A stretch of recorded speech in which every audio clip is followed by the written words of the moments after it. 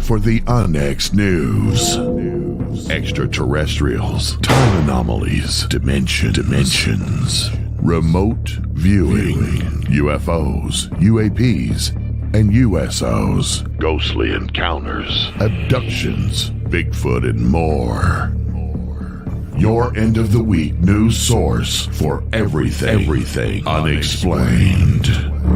Here is your host for the UNX News podcast, Margie K.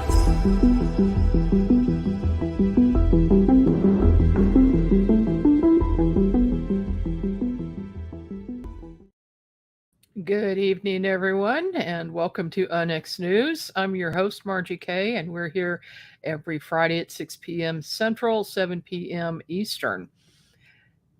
We've got the latest magazine out, UNX Magazine. If you are a subscriber to the UNX Network, which you can get for free at unxnetwork.com, you will receive a free digital copy of the magazine monthly. And if you're an X Club subscriber, you will get a printed copy in addition to the digital copy quarterly. So check this one out. It is really interesting. There's a great article in there by Dan Terry about Jack the Ripper and some other great stuff as well. Now, I've got an announcement about XCon coming up. I told you to save the dates for October 13th to 15th. Well, that has been changed. We had some problems with the venue. We've changed to a bigger and better venue, and the new dates are October 30th, 31st, which is actually our second anniversary for the NX Network, and November the 1st, and that is going to be at the Oasis Conference Center in Springfield, Missouri. Watch for more information coming on that very soon. I will have some things out to you next week. My guest this evening is Rhonda Burton. She has always had an interest in the paranormal since listening to ghost stories told by her grandfather. That interest led her to co-founding the Arkansas Ghost Catchers in 2007. Then in 2011, she founded the Arkansas Paranormal Expo, which is a benefit for the MacArthur Museum of Arkansas Military History.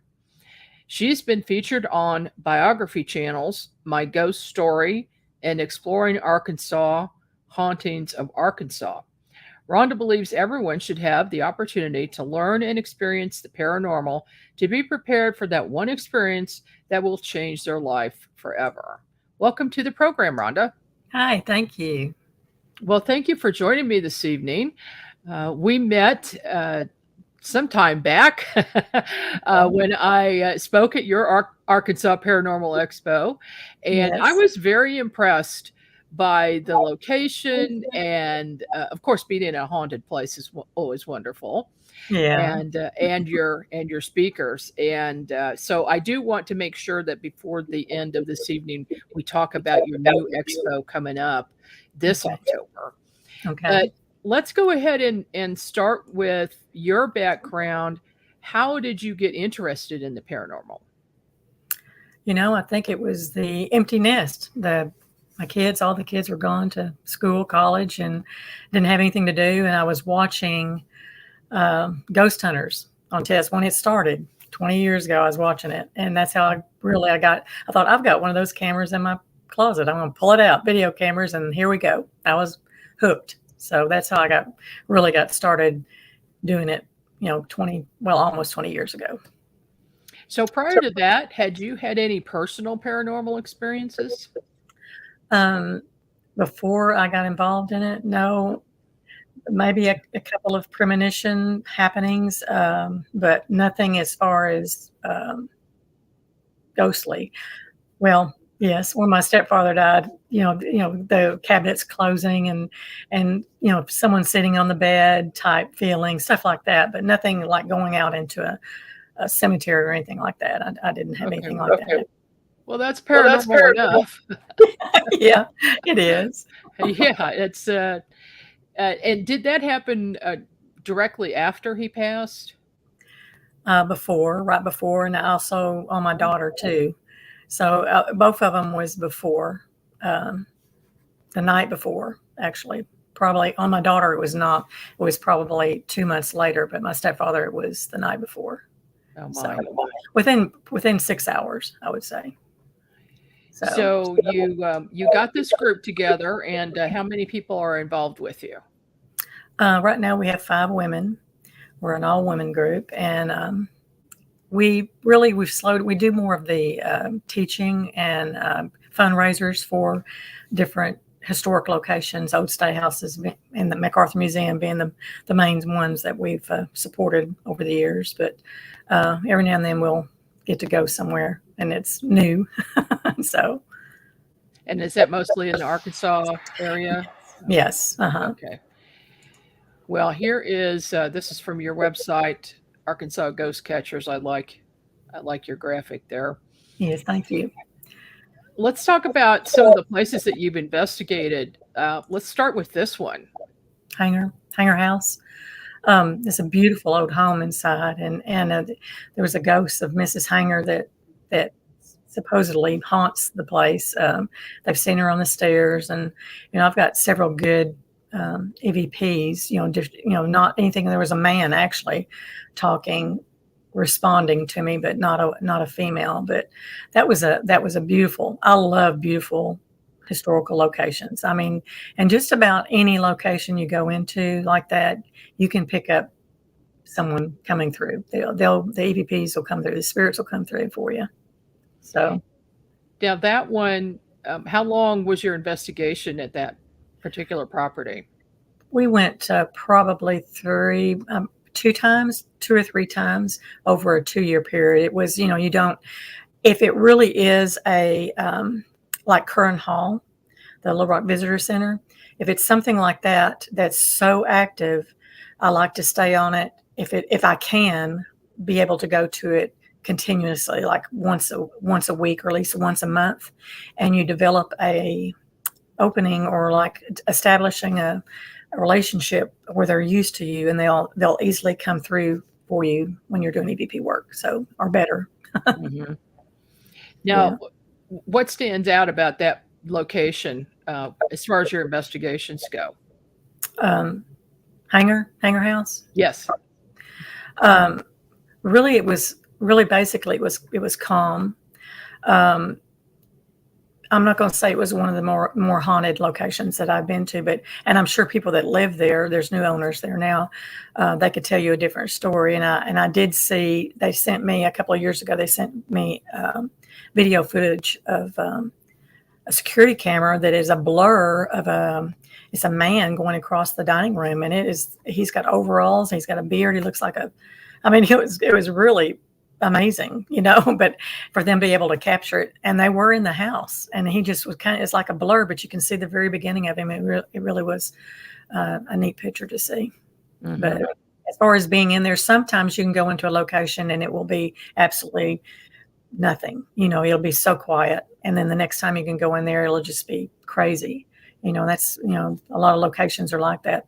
The sanatorium, tuberculosis sanatoriums like that. You can go up there and stay 10 hours and nothing will happen. And then you can go up the next time and it'll be completely crazy things happening. So, yeah. That does happen. Yeah. Now we've got one EVP from the Hanger House. Let me go ahead and play that.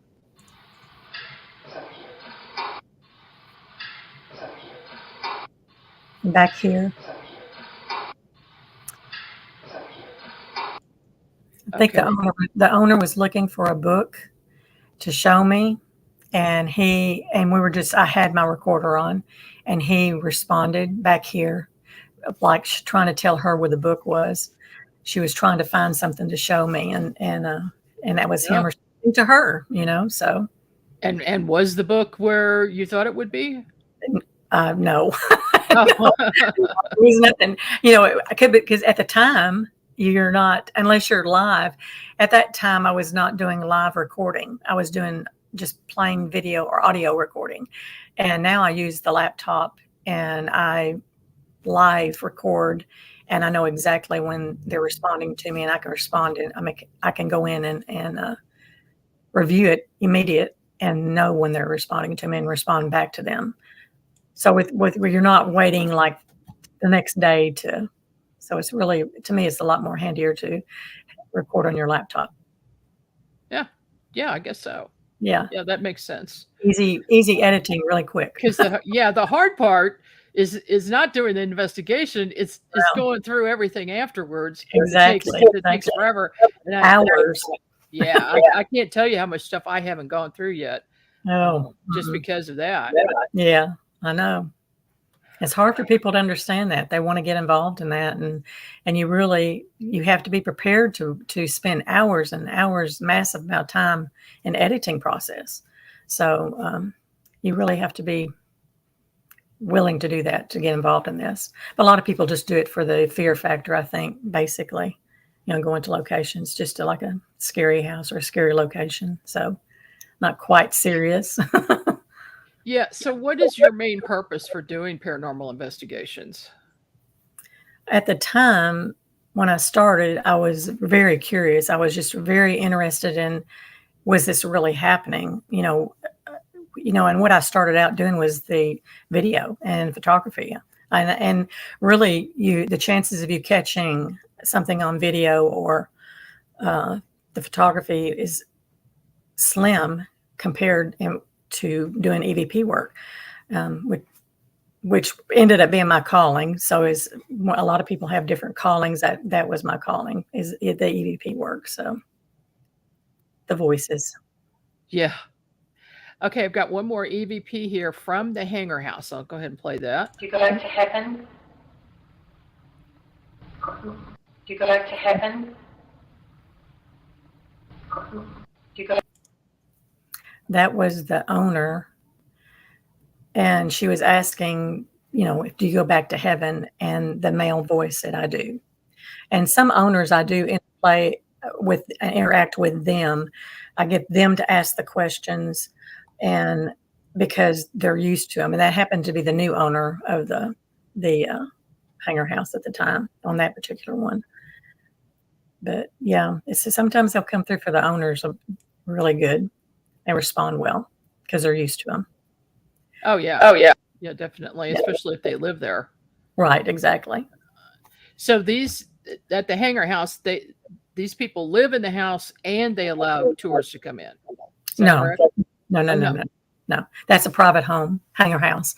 The current hall is a visitor center, and that's that you can go in at any time, because it's a visitor center. But it used to be a home.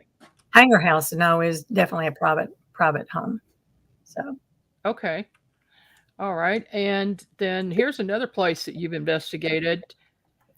Tell us about that. Old State House. It was the first state capital of Arkansas, and it was amazing. I've always wanted to go in there, and got the opportunity a couple of years ago, it was COVID, was right before COVID hit. And then I got to go in there again last year, and it was like having the most awesome Christmas present ever, to go in there and just visit that beautiful building, and then interact with the spirits that are there, which are a lot in there. So a lot. Are there? Yes, there are. So hoping that we'll do another fundraiser for them this fall is what we're going to be doing. So what kinds of things do you capture on video when you're doing these investigations that would be something considered to be paranormal? Most, I would say 90% or more would be orbs. And there's so many people that don't believe in orbs, and then so many that, do. It just kind of is it. And it really is for people that don't understand, orbs it can be dust, and it can be water. It can be so many things. If there's a fan going, there's so many things can be happening that cause that orb, and they don't realize it, and they think it's a spirit orb. I have seen orbs actually interplay with people, interact with people, where they would come to them or go away from them, or they'll sit I've seen one sit right in front of someone on a chair and then turn around and dart off. So to me, that is interacting, and that has some kind of I don't know the word I'm trying to use. They're interacting with the person that's there. It's not dust floating around, and it's not, so I'm an orb person. So Most people aren't. So I believe in spirit orbs. I said it.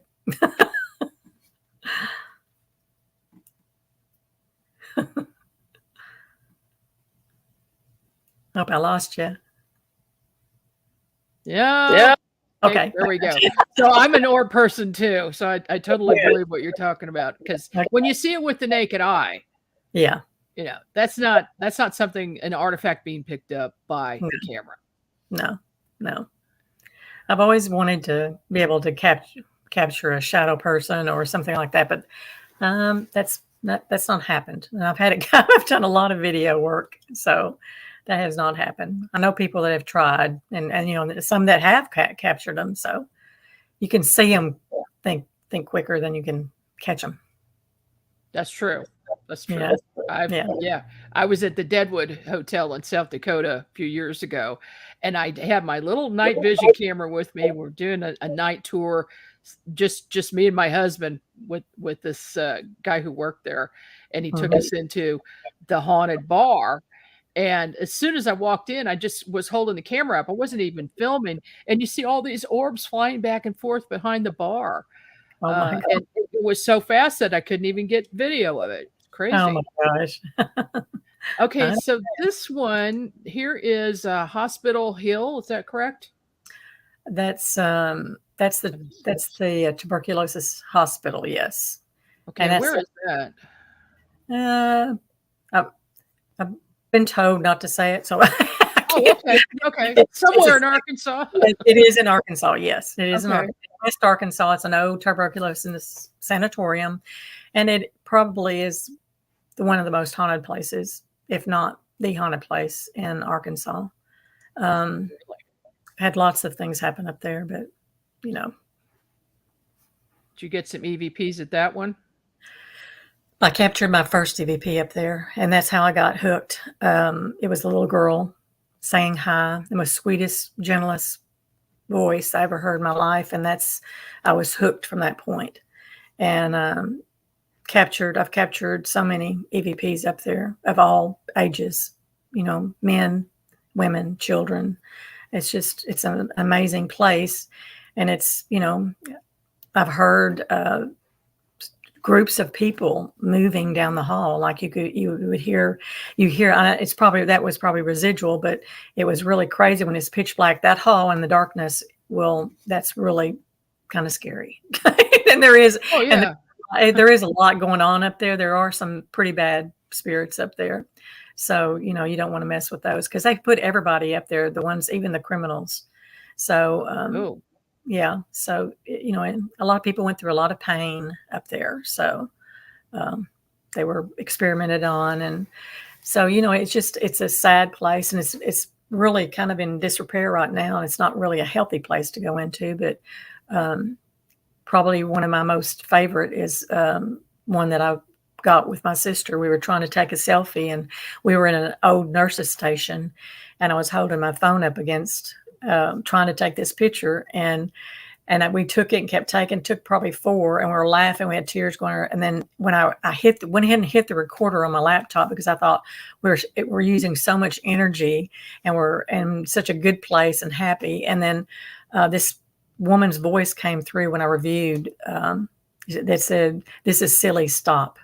So, I mean, she sounded like a stern nurse, because we were in the nurse's station, but probably one of my clearest CVPs that I got up there. She just said, "This is silly, stop." And we were acting silly. So, okay. And I've got that EVP. So let me play that now. Perfect. Okay. Silly, stop. Perfect. Yeah. Silly, stop. Perfect. Silly, stop. This is silly, stop. Yeah. That's what she says. Wow. Yeah. Clear as day. Yeah. And then, I mean, I've got so many clear, that probably one of the most interesting things that happened up there was the elevators, which of course are not working. The elevators were going, you could hear them going up and down. The doors were slamming down these halls. It's 4 stories tall, and it lasted like 10 seconds. And I was jumping up, and I was like, what is going on? It was just one of those feelings that you had. And it ended up being an earthquake happened like in Oklahoma, which is very close to where where this is at. It was on the Oklahoma-Arkansas border, and then that started the whole situation in my mind going with wheels turning on how can Earth and the energies affect the spirit world, because it went crazy. It just absolutely went crazy, and it was because of that earthquake. So that's what I believe anyway. Oh my! I've never seen anything happen like that before. So it was amazing. That's pretty crazy. Yeah. Okay, and then this picture is from that same hospital. Right. Is that an orb picture? That's an orb picture. If you have them that they're singular and they follow you around, every time you take a picture, turn around and take a picture, it's there. There's not anything else around. I have several. I think there's another one on there that there was one that was doing the same thing all night long following us. So that was at the sanatorium too, in the basement. So it's a very interesting place. Wow. Yeah. Yeah, sounds like it. I've been invited to several prison investigations, and I always turn it down. It just feels like really super dark, heavy energy, and I don't care to be around that. No, I don't know, a lot of people do love that type of thing. No, I do not. I do not. No, I don't either. I am. Well, no, that's not it. There we go. Hang on just one second. I'm going to bring up this other picture from there. Now, is that an orb in the background? That's a street light. That's an orb in motion on the right. Oh, okay. On the right. So that's moving. Yeah, that's a moving orb. Yeah. That was at Boonville. That's it. Oh, wow. I didn't say that. Uh-oh. That's at the sanatorium. Nobody go there. Nobody go to Boonville. Okay. So moving on here. Yeah, we've just got a couple of minutes before we're going to take the break. But what we're going to talk about right after the break is this place. What is this, Rhonda? That's MacArthur Museum of Arkansas Military History. So it's my first stomping grounds. That's where I had my first open investigation with about 50 people. And that's how I really got started, was there. And that's why I've devoted probably the last, a long time, 12 years raising money for it. We've rose, I can't even talk, over $50,000 for the museum through the expo Wow. So it's been a good thing. Yeah. That's great. Well, I bet they love you then. Yeah. It's been a joy. I mean, I love that place. I do. Everybody that goes there, you kind of get attached to it, and they have their own ghosts that move around. They have Sarge, and they have one that actually right there in the speaker room that you were at, those back stairs. There's someone that goes up and down those stairs all the time. Actually bumps into people. So Yeah. When we went down, when I was there, the energy shifted as soon as you get down to the bottom of the steps. Right. And I could feel the presence of several spirits, but one in particular was attached to a painting. A painting? Yes, I remember that very distinctly. And whoever the man was, he had a uniform on it, and he was younger, maybe in his 30s or 40s. I can't remember who that was. Was it stained glass? Oh, she went off. No. Okay. No. But yeah, there was a presence. There was a presence attached to that for sure. Right.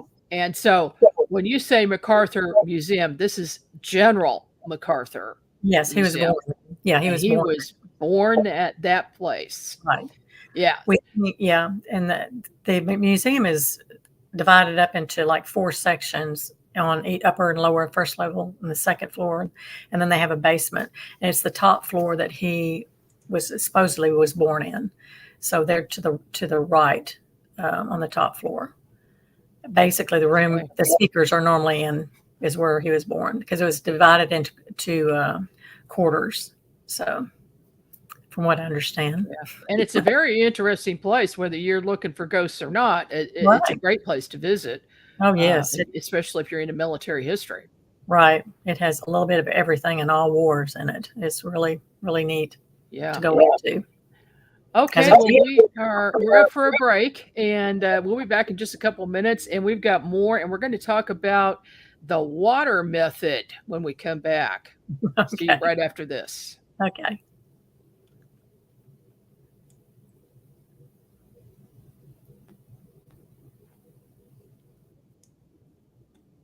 Are you thinking about purchasing a wood-fired heating or cooking appliance but don't know where to start? The new book, Wood-Fired Heating and Cooking, will guide you through the process and make the decision much easier. Find out about wood stoves, wood-burning fireplace inserts, masonry heaters, cook stoves, brick ovens, and more.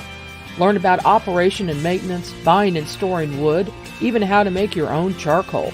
A bonus section includes delicious recipes for cooking in a wood-burning oven, grill, tandoori oven, or smoker. The wise homeowner, prepper, or homesteader will have the ability to heat their home with wood when the power goes out or to save money on increasing gas bills.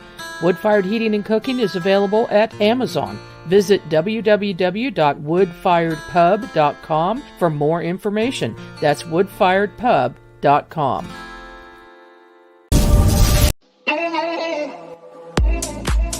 This is Margie Kay inviting you to check out the latest edition of Onyx News Magazine with thought-provoking articles about UFOs, extraterrestrials, cryptids, consciousness, and amazing photos of anomalous objects and more. And there's always a feature article by our managing editor, Lee Spiegel. Get a free digital issue with your free subscription to the Onyx Network, or get a printed copy with your X Club Gold subscription in the U.S. Visit onyxnetwork.com to see details. That's onyxnetwork.com.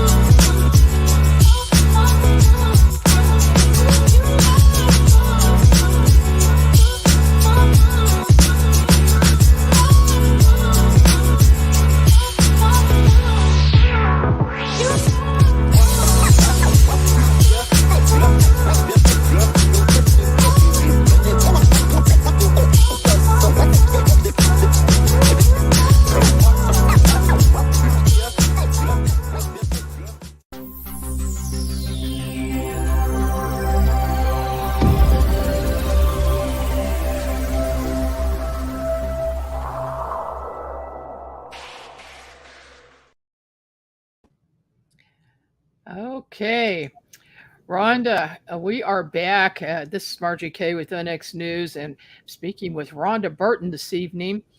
I want to get into this ITC water video photographs. What is that, and who developed it? Became a member. It was the Association of Electronic Voice Phenomena, which later turned into the Association of Transcommunication, which covers all forms of communicating with the spirit world, whether it's computers, video, whatever methods, smoke method, using smoke to capture the spirit photography. And the water video was first started by Margaret Downey, and she used I used a pan. She used a pan. You have water in the pan with your video camera pointing down into the water, and then a flashlight or some type of light source. So you were basically, to me, it was like scrying, because you have your finger in there and you're turning, making a ripple in the water. And you can't record more than like 30 seconds because of the review time is unreal. So you're having to look at frame by frame. So it's time consuming but rewarding type of ITC work. And I really enjoyed it when I did it. But like I said, it really is. It's time consuming, and there was so much more that I could have went down that road. Was actually getting letters being formed in the water, and they didn't say anything. It was just letters, and there was also hearts, um, random things that seemed that it's a good. You could go forward on that one and really try to communicate. And it was just going to be too time consuming because it was a communication, but it was not a full communication, not like voice. So So, So- do you need to put yourself into an altered state of consciousness before doing this? no, I let the spirit. I do I'm calm, and I do bring it in a little bit, and I let the spirits know that what I'm going to be doing and how long I'm going to be doing it, because I only do it about 30 seconds each time I do it. And I ask them if they want to show themselves to me. They can in the water, just like I say the same thing in when I'm doing EVP work. If they want to talk to me, I explain to them what I'm doing either way. And that particular time, that was at Curran Hall, and when I captured her on the woman in black. She was, and if that particular picture, she showed up in one frame. So you're talking about 30 seconds, 30 frames per second.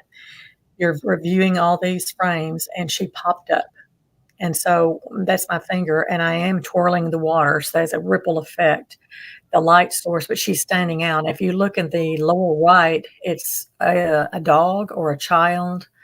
But it's a woman with a short sleeve dress, high collar, with the black hair, no face. A lot of the water video that I've captured they have no face. They have clothing, they have their body type, and they have hair or hats, whatever but their face is not totally clear on them. So Yeah, but it's clear enough to see that is a woman standing there. yeah, yes, and there's something right beside her, but you can't tell what it is.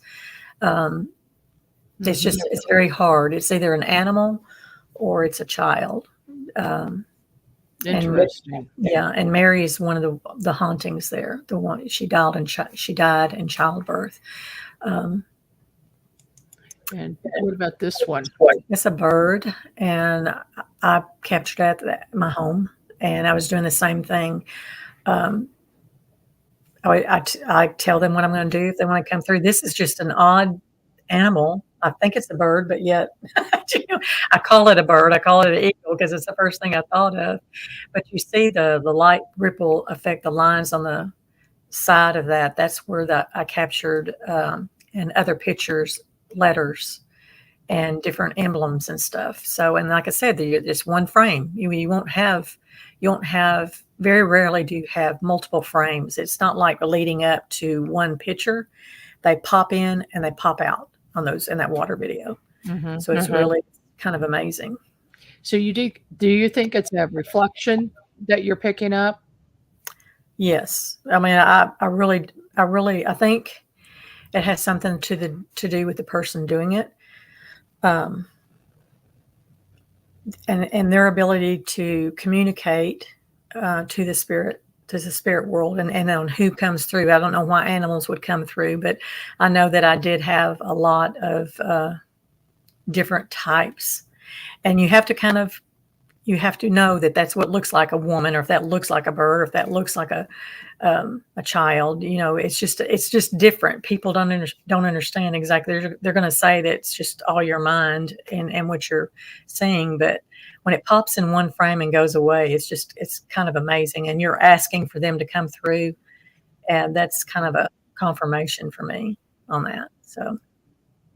Yeah, and I can see why you're only taking 30 seconds, because at 30 frames per second, you're going through a lot of frames. Right. You could take it. And I mean, we're talking about a lot of review. And normally I tell people 30 seconds, but, I would go over a minute.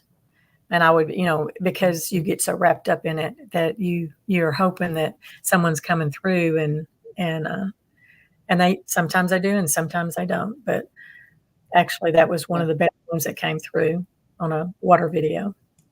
And what is this one? I think, and what I see is a face of a child or a woman, and she's leaning on her hands. That's her arms, she's leaning on her hands and an elbow. Her arms are forward. There's I'm not sure what's at the top of her hair, but I think it's some female is what I think it is. But, the arms is what, and I don't know that anybody else would see that, but that's what first grasped my attention was the face and the arms, like someone leaning on their hands, like you do. Mm-hmm. No, I definitely see a face there and arms. That's really strange, though. That face looks like an infant face, like a baby. Right. Yes, chubby. Yeah. Yeah. That's. And where was that taken? My home. At your home too. Okay. Mm-hmm. Okay, Yes. and then we've got one more, which is 4 photos. Tell us about this. It's a strip of them. The one on the very far left, it rolled up the bowl.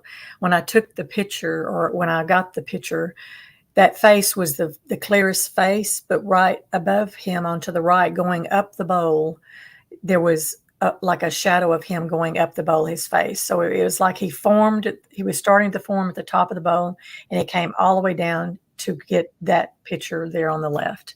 That's what happened. That was a kind of a unique picture because he actually, became very quick and down to form that face. It was forming in one shot is actually what it was happening. The second one is a dog. It looks like a dog. And this was at Rialto Theater in Morrilton is where I captured these. The third one is, to me, she almost looks like the lady in black, her hair. And it's a woman and again, that child or something. You can see her eyes and you can see her hair and her forehead, and her shoulder, but there's something there right beside her, whether that's an animal or whatever. But that's what when I first saw her, I thought that she looks familiar. She looks like the lady in black. And then the other one is actually a man. You get like a sea captain's hat and then his little coat. And I mean, to me, that's a man to the right. And something behind him, I'm not really sure. Yeah, it definitely looks like somebody behind him too. Right, yes. And that's what these all show up. They weren't captured all in one time. These are 4 different water videos. So it was just formed into a strip of them. So, well, that is very interesting. I've heard of another method that's similar in finding a shiny object to take a picture of reflecting the sun. And then sometimes you get ETs or spirits to show up on something shiny outside in the sunlight. But yeah, I'm gonna definitely try this. I'll let you know how that works. Got ghosts at my office and at my house, so hopefully they'll. You can use that camera you've got. Yes, I'll use a camera that I'm not using right now. Exactly. Now, do you take video or stills? I started out I have the other members of my team take stills, and other members take video. We all take different, because what I totally focus on is EVP work, the electronic voice phenomena. That's what I tried that. There's no way you can, energy-wise, you cannot spread yourself that thin trying to do everything. And as it is, just doing sessions on the EVP work, it can be draining, especially if it's a very active location that tend to use your energy. So, you got to be careful. Oh, yeah, that's true. Mm-hmm. Yeah. Especially if you have a lot of it, they'll come after you. Yes. Yeah, I had a very strange incident at MacArthur that probably was one of the, I had 2. One was the piano that everybody can see when they come up there. I had my equipment knocked off of the piano onto the floor. I think it was attention getting. I don't think it was nothing to be, I wasn't frightened or anything. It was just it just startled me. The other thing was in the basement. I was doing an EVP session, and I don't know why, but I have a tendency to put my SB7. I use an SB7. I have an SB11, but I do not. I stick to the SB7, and I had it up, holding it up, kind of in the air to try to get a good signal, and I had. I started getting physically ill, and then I had the on the back of my neck started crawling, and then it went all the way down my arm to the SB7, and then my head just instant like a migraine. So I dropped the SB7, and I said, okay, I gotta stop, because they were basically, and then I wish that I hadn't afterwards, because what would have happened, would they have came through differently on that SB7 and with a different message, but but they were physically using me at the time, so that wasn't really good, because they can be a little overwhelming if you're not prepared for it. But and that's the worst scenario. Probably the most terrifying event happened in New York City, and I wasn't prepared for that at all. But what was that? It was pretty. I still to this day have no clue what happened to me, and it was up. My daughter had knew somebody that had an apartment in Brownstone on Upper East Side, and she lived up there for 10 years, and we had been sightseeing. I went back to the apartment, and I went to bed, and the last thing I remember, you could hear the subway underneath. You could hear it rumbling by, and you could see the light on the wall, and it was an old brownstone, and the blackness. My vision went totally black. And then, and I woke up. I couldn't move. I was on my right side. I couldn't move. And the only thing I can say, I was being pummeled by a strobe light, a light that was pummeling me, it was strobing. And then it was like I was being hit, but I couldn't feel it. And then it stopped. And I remember waking up, and I remember, and opening my eyes and seeing the wall with the shadows from the streetlights. And then I remember drifting back off again. The very same thing happened again. I froze. I couldn't move from my side, and the pummeling started again. And this time I saw like an unhuman, gately, something moving unhuman, very far away in my vision in that darkness. And then when I woke up again, I had tears coming down my face, and I had no clue what happened to me. So that I really today don't know what happened to me on that. I couldn't tell you. I blessed the apartment, did all I could, and I stayed in that apartment 3 more nights. And I did not nothing. Anything happened to me, and I can't believe I stayed in that apartment by myself 3 more nights, but I did, and nothing either. Yeah, and nothing happened to me again. Yeah. So that was probably the most terrifying thing that has ever happened to me. But, it could be, and I was not prepared. I was sightseeing. I was up there visiting my daughter, and I just happened to be in an old brownstone on Upper East Side. Yeah. So you never know. You never know. No, you don't. Carl asked a question in chat. Have you had any spirits follow you home? No, none. I've never had any follow me home. When I first started doing the EVPs, back when we first started, everybody said you can't record, you can't do anything in your home. You'll bring them home. Or I recorded for 4 years, 3 nights a week to develop but I was going a little bit deeper. I wasn't going into the realm of where the ghosts, where the earthbound were. I was trying to train to go above that, to try to get a higher level, and it was successful. And it was just not me; it was a group of people all over the world. But it was very exciting, and one of my more interesting things I've ever done in my life. So. Well, yeah, sounds like it. So before we've got like about maybe 9 minutes left, let's talk about the Arkansas Paranormal Expo. When did Okay. you start that?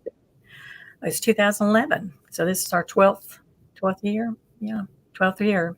And all the money that the vendors pay, the people that come in and to see the speakers, admission, everything goes to MacArthur Museum. So it's been something that I've enjoyed it met so many wonderful people, vendors and speakers.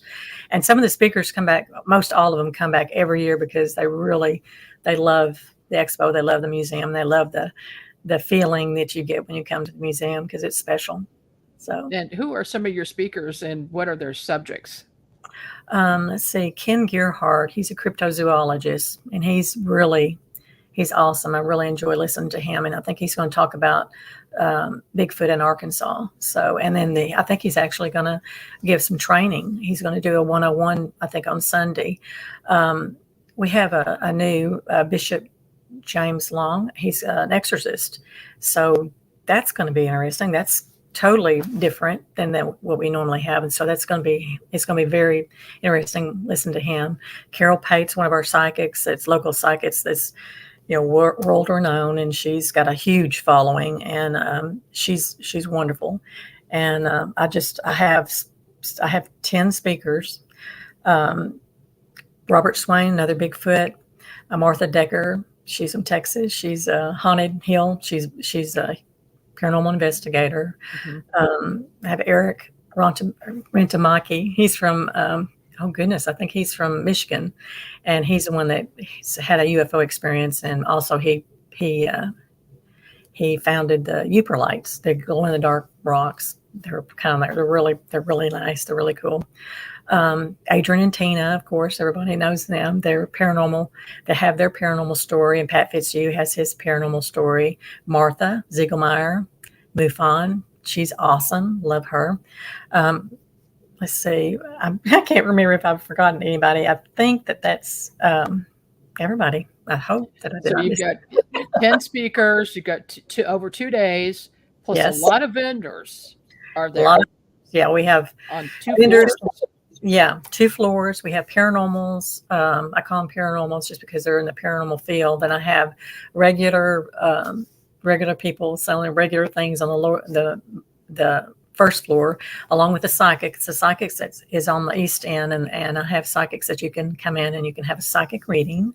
You schedule that. I have an aura reader, which they have a really neat machine. It's called the Happy Aura, and she's everybody really loved that. That's a machine that actually takes your aura and they tell you what all the colors it means. And then we just have so many neat people that come to this that they come back every year. They love it. So. And then are you doing a haunted tour of the MacArthur Museum? No, I've never done that because we've always had a special meet and greet the night before for the speakers and the vendors to set up early and went just a small meet and greet. So I would have to take that away, I think, to be able to have an investigation like that. But I've never done that. No. Okay. I know that a lot going on at the conference, and it happens to be right before XCon in Springfield. So if you're in the area, do both at the same time. Exactly. Might as well just get it all done. Just plan on spending a week, take a week off of work and have some fun. Exactly.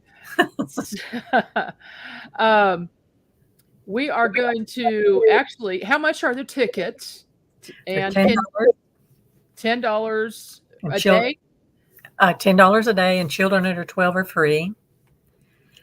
And yeah, you can get tickets at the door, cash, credit card, check, whatever it will take. Okay. And we've got a special this evening. Now, I put this notice out on Facebook and everywhere else. So I'm going to ask a question, and the first person in the chat who answers the question correctly or who sends me a Facebook message on the NX Network page gets 2 tickets and a sticker and T-shirts to the Arkansas Paranormal Conference. Okay, here's the question. What state is the conference being held in? Okay, that's the question. Send your answer right now. The first person to get that is going to win the tickets. And I will get back with you later about that. Okay. Okay, Rhonda, what advice do you have for paranormal investigators that are new to the field? It's very hard for now to get in any location, so you really can't get into a location. I would say to research, to read a lot, and try to understand what you're getting into, and always be respectful, and do not be disrespectful. Do not go into a situation and try to taunt and try to bring about something that is not what you want to. Like attracts like. So, you should be respectful. Most definitely. What do you do to prepare before you go into a place that you know is haunted? We do. We have grounding bracelet stones, and we do a prayer before we go into locations. Prayer afterwards, cleanse. To try to keep from. And I've never had anything come home, but you never know. I've really never thought about it. I think that if you have a frame of mind that you think something's going to come home and you're going to bring something home, you'll bring it home, because you've got that in your head, So, and I don't believe in being any type of drinking and doing things like that. And this is not so good either. I don't. You really should be in your mind at all times. So you really should be prepared at all times. Most definitely. How do you feel about people taking their children on ghost hunts? This has just started happening. All along I was always approached by families that had psychic children, and I was at loss to know what to do. And it was fascinating because you don't know what to tell them, because there's no place for a child to learn. And then all of a sudden now, because of all the shows and everything, the kids are really, really into ghost hunting, into Bigfoot and everything. Mm-hmm. I've actually, when I've done classes at MacArthur Museum, that I've had children come. If the parents bring them and then I can't. They're wanting to bring that. Normally it would be under 18, but if they say that they're going to bring their children, they want to bring their children, and it's okay for them, then we let them come, because you just don't, you might have the next person that could be really awesome and do some great things in the field, Well, especially if they're psychic. Yes. There are a lot of psychic kids now. And you just don't, that's sad. I really don't know how to help them. And you just don't, you don't know how to help them. And I've had stories of children that just see so much, and they have to learn at a very young age how to protect themselves. And so it would be a good thing to have that knowledge on how to prepare children. So. Yeah. I know there are a few people who do it. That's something that's kind of been on my mind for a while. Right.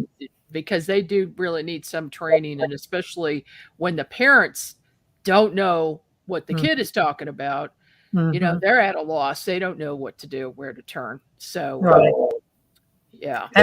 I've had a family that very supportive of their children, and they're well grounded because the parents supported them. Mm-hmm. The ones that don't support, I think, are the harder on the children. So. Okay. What is the website for the expo? It's www.arkansas.paranormalexpo.com. Okay. And how about your ghost hunting website? It's www.arkansasghostcatchers.com. And catchers is not as in catching like like the movie Ghostbusters. It's catching on film. That's what I keep telling people. People ask me, what do you do with them when you catch them? I said, I'm catching them on film. I'm catching them on audio. I'm catching them on, You're not trapping the ghosts. No. Yeah. That's it. That's good. Yeah. But I love the water method idea. That's great. Love what you're doing. and you have a Thank you. really good attitude about it. And I just wish you all the best luck in your ghost hunting and also with the expo. I'm sorry I can't be there this year, but maybe next year. Okay. Hope you All can. right. Okay. Thanks for having me. Okay. Thank you so much, Rhonda. You're welcome. Rhonda Burton with the Arkansas Paranormal Expo. And this is Margie K. We'll see you here again next week.